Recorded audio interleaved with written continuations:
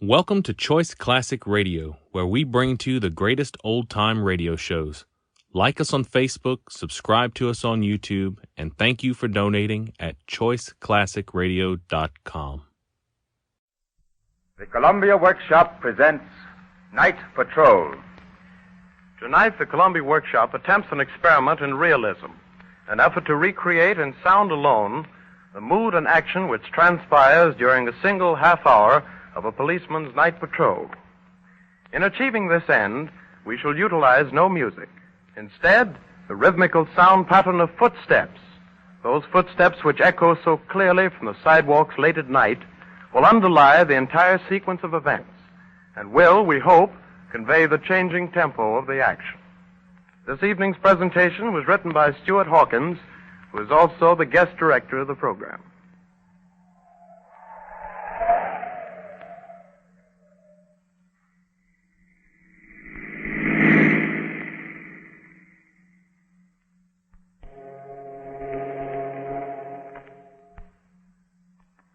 The scene is a street corner in the tenement section of East Side, New York, the upper end of one of those dead-end streets which lead to the East River. It is 1 o'clock of an early spring night. Most of the stores have been closed for an hour or more. Only a drugstore on the corner is still open, splashing the night with the bright glare of its window lights. Down the side street, looking toward the river, the twin rows of tenements show a few scattered lights. Beyond them, at the end of the street, the gray bulk of a warehouse rises square and massive, all but shutting off a glimpse of the black strip that is the East River. The neighborhood, which has been noisy with life from dawn to midnight, is quiet now.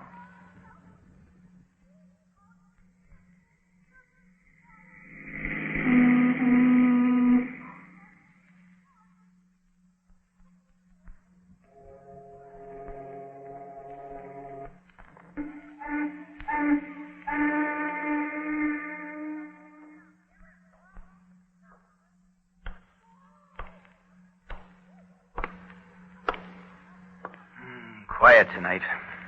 Well, there's that to be thankful for, anyhow. I wonder, can I phone in again so quick? Evening to you, Miss Kate. Hello, Mr. Policeman O'Hare. Well, you're out late tonight. And what if I am? Well, you're too pretty to be alone at this time. Well, I'm getting home as fast as I can. And I'll just stand here and see that you get there safe. 'Tis a bad block sometimes. You needn't bother. I was born in this block. Still and all, I will. If Rafferty's still on duty, I could call again, all right. He goes off at 1. Ah, there she goes up the steps. Maybe Rafferty's still on at that. I'll try.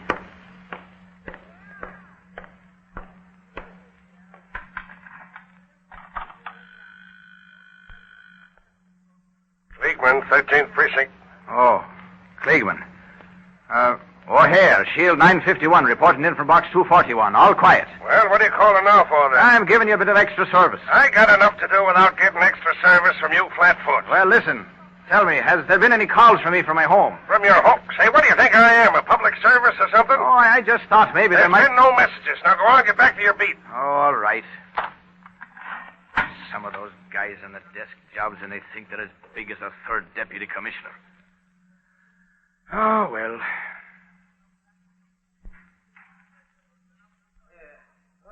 Good evening, O'Hare. Oh, evening, Mr. White. You getting ready to call it tonight? Yes, just taking a look to see if there's anyone rushing to buy a bottle of cough syrup or a stomach fill before I turn out the light. There's not a stomachache or a cough in sight in any direction. No. Well, might as well lock up.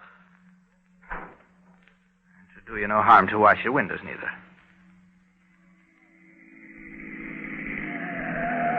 Take it easy on the turns, buddy. Now, who in this block would be calling a cab to come from? Or doesn't the fool know it is a dead-end street?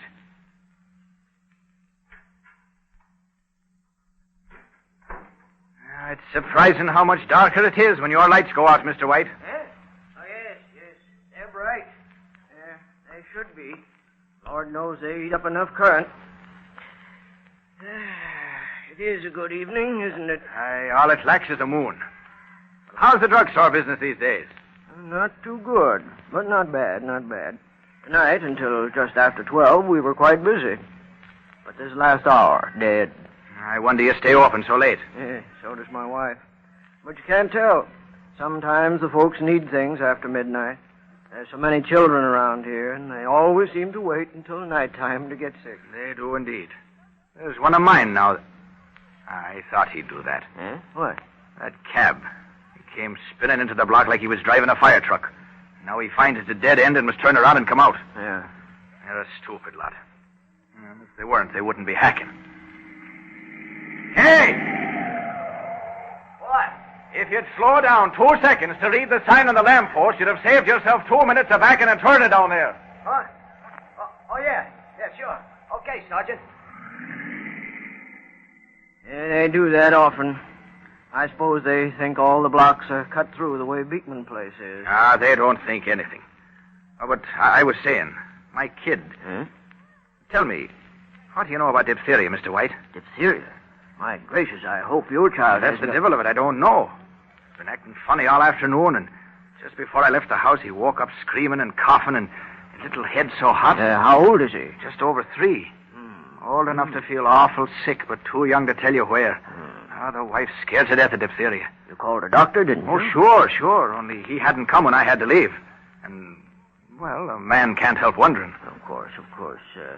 Listen, I'll unlock the store again, and you can telephone. Surely the doctor is there by now. No, that's the trouble. Huh? The kid had dropped off to sleep again when I left, and the phone bell's in the hall outside his door. I told Molly I'd not call for fear of waking him. Oh, She said she'd call the precinct and leave word what the doctor said, but it's been 2 hours now. Look at that fool go.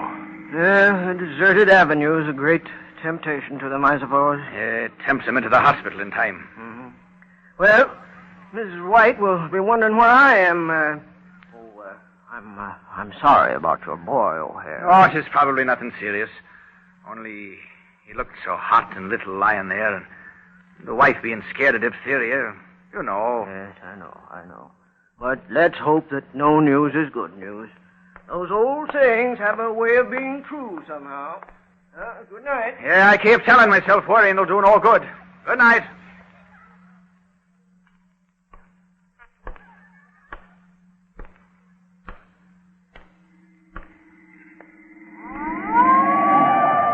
The squad car. What's up now? Hey, you. Yes, Sergeant. Seen a taxi drop anybody off in a hurry? There's been a shooting at a cigar store at 3rd and 44th. The guy got away in a cab.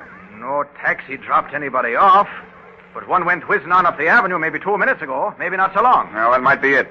One of the guys in the store said he thought he recognized the mug who did the shooting is living over here. Nope. There was a cab turned down this block, but there wasn't anybody in it. The dope just went down the block, turned around when he found it was a dead end, and come out again. Come on, Mike. We'll run up the avenue away just in case. And we'll send out a general call for the cab driver. Yeah, I guess that's all we can do. Keep your eyes open. A bad shooting? Clerk will probably die. Got it in the chest. He did a bit of shooting on his own account, though. They think he plugged the mug at least once. Ah, good for him. Well, I'll be looking out. Okay, let's go, Jim.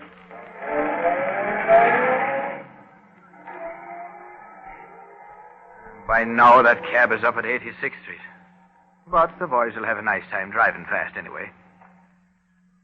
What for does a guy want to shoot up a cigar store for? If there's $40 in the till, he's lucky. And $40 is awful small dough to sit in the chair for. I might as well go down the block now as later. It is quiet, but it'll help kill time till I can phone again.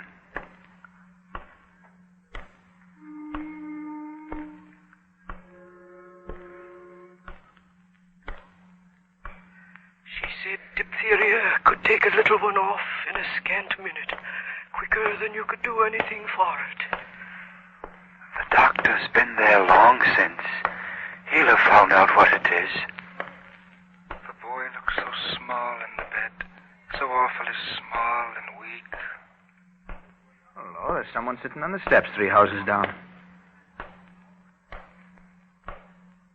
The doctor's probably found it's nothing serious. He's probably gone home by now. She said comes on them awfully fast. It grows over their little throats and kills them somehow. Hello, it's a coolish night to be sitting out. Is it? I ain't felt it yet. Them stone steps can give you rheumatism. Anything wrong inside? In the house? No. It's outside what's wrong. Oh, my Sammy ain't home yet. Your Sammy? You know him? Sammy Klipstein, the boy that is being made into a prize fighter now, huh? No. His father said he should. For months it was no, a positive no.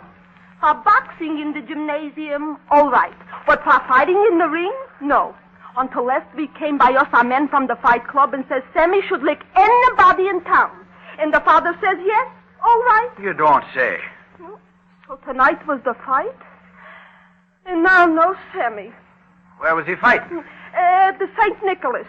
Mama, he says, by 12 o'clock I'll be home a victor. And now it's after past 1. Well, now, I wouldn't worry. His father's with him, ain't he? Certainly. Would he let Sammy fight the first fight without he shouldn't be there? Such a man shouldn't be our father. More likely they stay to talk things over with the club matchmaker. Especially if the boy won his fight. That's what I'm telling me. But I can't convince me. So I was? Well, if I was you, I'd go inside and make some tea or something and wait comfortable. No. Here I can see them when they turn the corner. Well, there ain't any law against it if you want to. Only you'll catch a cold or something. A cold? Then my heart's so hot with worry, huh? Okay. Out again, Kate? I should think you'd be gone by now. Oh. Is the drugstore closed? 5 minutes ago. Why, what's the matter? It's my father. Huh? He's feeling bad and he wants some medicine. Well, the one at 55th is the nearest. Yes, I know that without being told. She's an independent one. Mm-hmm.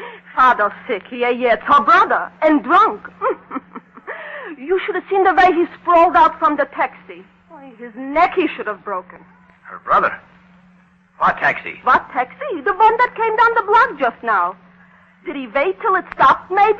Oh, no. Gives her open the door, hops out, and twisting and bending over like an acrobat into the house. Such a drunker I didn't know could be. You don't say. Well, I'll be walking on.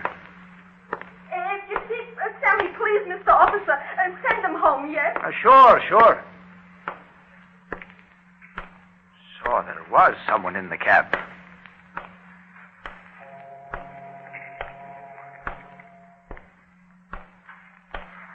Seen a taxi drop anybody off in a hurry? There's been a shooting. A guy got away in a cab.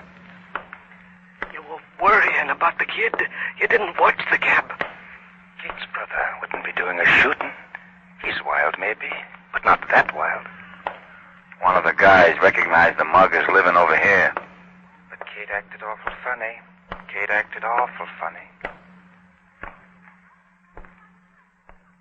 I guess I'll meet Kate at the corner and have a word or two with her. There must be a message at the precinct house by now. The kid may be dying. Talk with Kate. You'll know if she's lying. The boy looks so small in the bed. He may not be getting up again, ever. You could call and see if there's any word. Pretend you need help to search Kate's flat. You need no help. The boy was laughing yesterday. Remember, he may not laugh again, ever.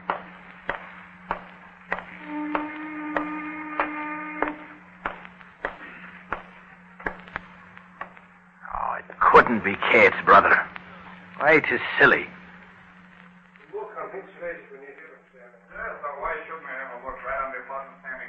I knew it was right before it landed.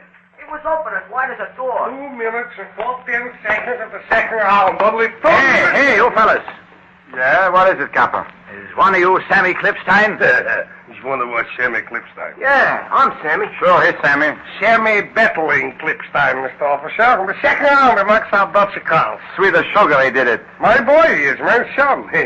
I'm his father. Congratulations. I just wanted to tell you your mother's sitting on the steps down the street there waiting for you. Becky sitting out? You're there. Shut up there, will you? People want to sleep. Excuse me, I forgot. Well, look, Sammy, you ain't told me yet. Will you fight Martin next Monday? Certainly he will. Sammy will fight anybody, wouldn't you, Sammy? Yeah, I'd rather it was Rosen instead of Martin. Martin's not too tough for you. Sammy's right. Rosen next. After Rosen, maybe Martin. But not before. Well, come on, Bettler. Mama's ready. Wait till she hears what you did to Klaus. Will she scream from happiness? Hey, wait a minute. We got to settle this tonight. I got to call Mo in the morning and tell him you will or you won't. I'll fight Rosen any time, Benny. You can take Martin. He's a duck soup for your style. Listen, Benny, if Sammy says Rosen, then Rosen has got to be, not Martin. Listen, you don't have to be shouting like that now. Talk quiet. Okay. Come over here by the lamppost. We'll talk it over. Rosen ain't week or 2 weeks that I talk about. What are you doing right now? Sammy battling Clipstein, eh? Well. You were telling Molly just the other day, maybe your kid will grow up to be a fighter. He's got the shoulders for it. Broad little shoulders. He's strong, too. Awful strong for a little fellow. If he lives to grow up.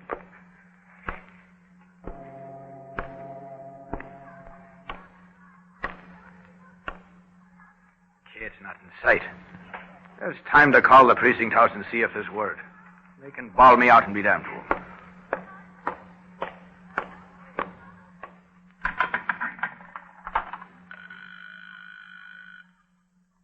Fleegman, 13th desk. Hello, this is O'Hare, Shield 951. What's up? Has my wife telephoned any message for me about my kid? Huh? Oh, yeah, about 10 minutes ago. Well, what did she say? Wait a minute.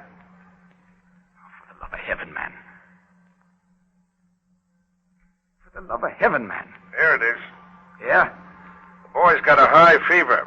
Doctor's there, and he's giving him something. She says you're not to worry. The doc's planning to stay right there. She'll call again just before 2 o'clock. Yeah, but what did the doc say? Nothing. She says they ain't sure yet what it is. That's why he's staying. But... Now, listen, O'Hare.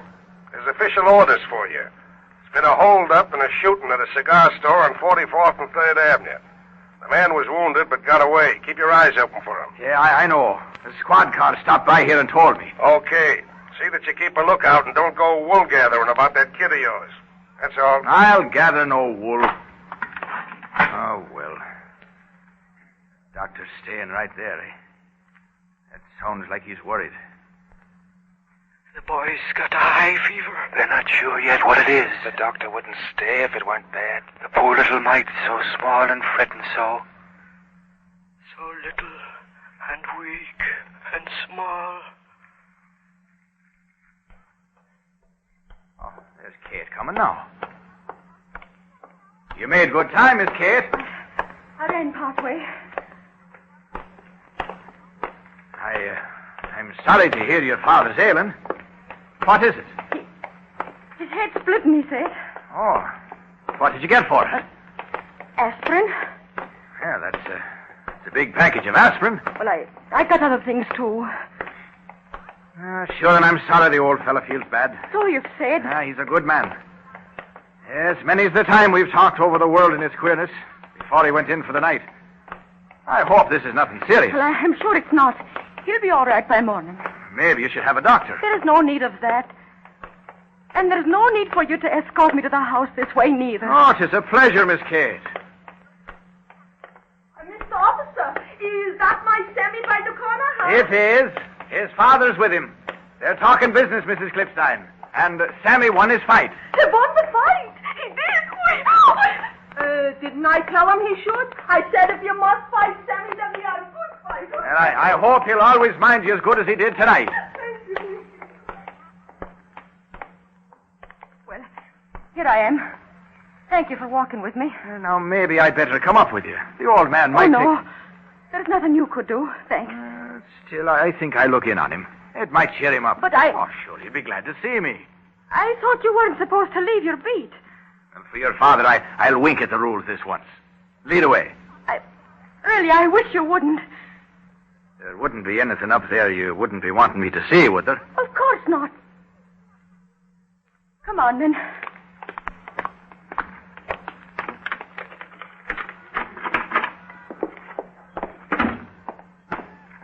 suppose you can't walk quietly with those big feet of yours. The stairs make an awful noise. I'll tiptoe like a child if necessary. You're not so quiet yourself. This way, Mr. Policeman O'Hare. I'm sure Father will be glad to see you. Here we are, Father. The policeman has come to make sure you've nothing worse than a headache. Come right in, Mr. O'Hare. Nice place. And where's your father? I left him in the kitchen. Father! That's funny. He's not here. You don't say so. What's that? What's what? How many rooms open into the outside hall? What? What are you driving at? Shut up, listen. Somebody went out another door when I came in. By the good... I'm sure I don't know what... I do. 'Tis your brother. Well, I'll get him. You're not neither. He's done nothing. Then why did he run from me?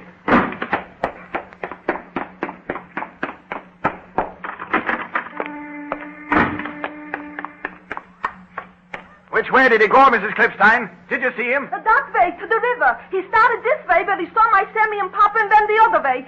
Something's wrong, maybe? Thanks, never you mind. Oh, there it goes now, by the warehouse corner. So he does. The fool. There's no way out from there. He's trapping himself.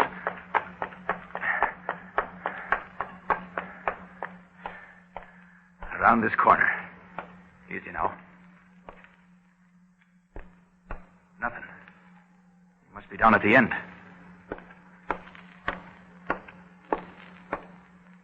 The alley. I'd forgotten that. But there's only a pocket between the new and the old buildings. There's no way out. It is black as pitch in there. Tommy! Tommy Gilligan! You'd better come out. I hear you, Tommy Gilligan. You'd better come out peaceable. Tommy Gilligan, I'll give you till I count 10 to come out. Then I'm coming in after you.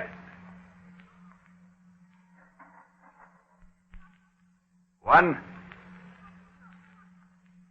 2. He'll have a gun, O'Hare. He shot the store clerk. 3. There's light behind you. You'll be a perfect target when you start in. 4. He's wounded. If he's badly hurt, he won't care what he does. 5. He ain't coming out. He's calling your bluff, O'Hare. 6. You said you were going in. There's no backing down on it. 7. This was the way Moriarty got bumped off last year.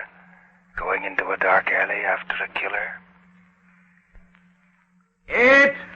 Darkness ahead of you. Light behind you. He can't miss. 9. Now's the time. But he ain't coming out. He ain't coming out. 10.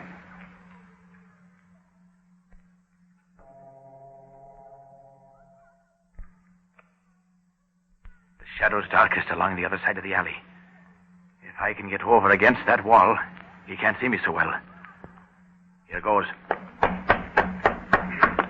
I'm in, Tommy Gilligan. That came from the far corner. He's in that corner. The boy was so hot and feverish when you left, he didn't say goodbye. He's such a little baby. Little babies can't fight sickness. Molly says they snuff out in a minute sometimes. The doctor's there. What good are doctors sometimes? I'm coming, Tommy Gilligan. Never to see the little fella again. The way his eyes laugh when he sees you. He may be dying now, doctor or no doctor. I'm coming, Tommy Gilligan. What in the...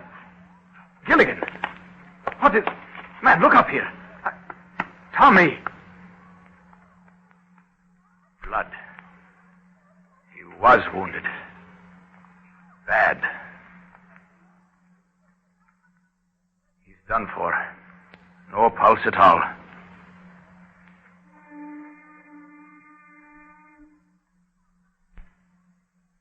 Ah, the poor young fool. Why do they do it?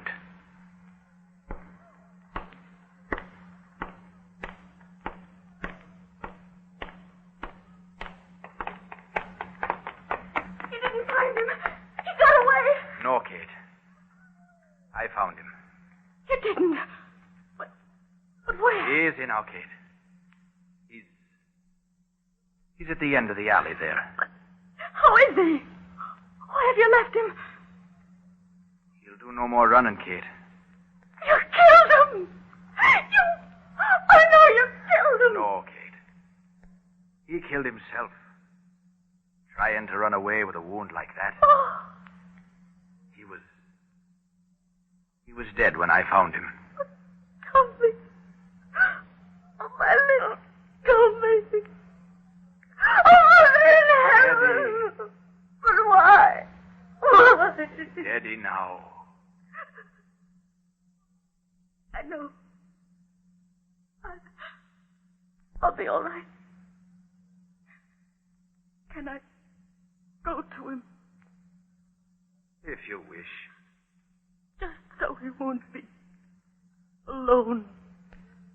You'll not touch him, please. I'll have the ambulance here in no time. It was the first time. Poor Tommy.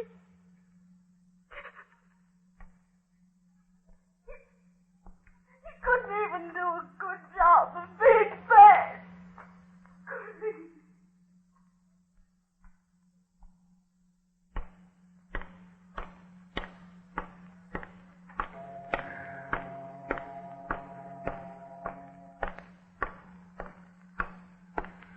Klipsteins have gone inside. That's one blessing.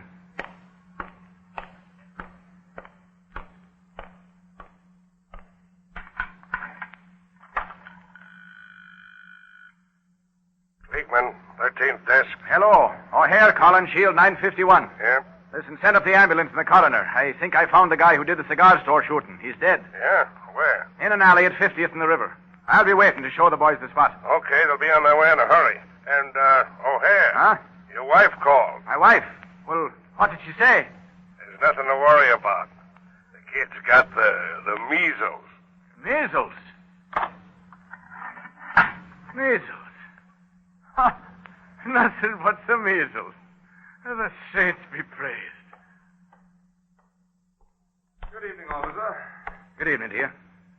Pretty quiet tonight, isn't it? Huh? Oh, yeah. Yeah, sure. Sorts of quiet. I often think you patrolmen must get bored to death, hanging around these long early morning hours. Must be awfully boring. I don't know. I don't notice it. Well, it's all in getting used to it, I suppose. Well, good night. Good night. Measles. So the little fella's got the measles. He'll probably look like a polka dot dress tomorrow. Well, I better get down to the end of the street.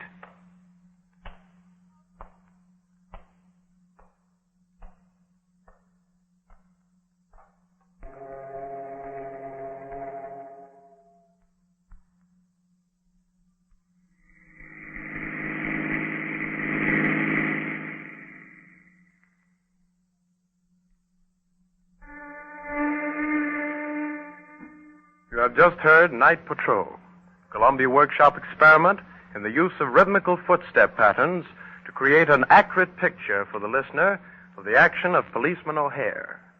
We would like you, the audience, to let us know to what extent our experiment was successful. I would appreciate your comments, criticisms, and suggestions. Address them to the Columbia Workshop, care of the Columbia Network, New York City. Night Patrol is an original radio play written by Stuart Hawkins, who is also the guest director of the program.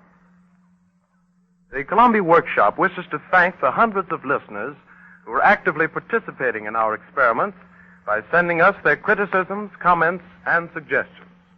Time does not permit us to answer them all, and we wish to use this means to thank everyone who has written us. Tune in next week at the same time for the Columbia Workshop's production of Benjamin Sweet Returns, another adventure of the ghost of Benjamin Sweet, who introduced himself to the workshop audience 2 months ago. This is the Columbia Broadcasting System.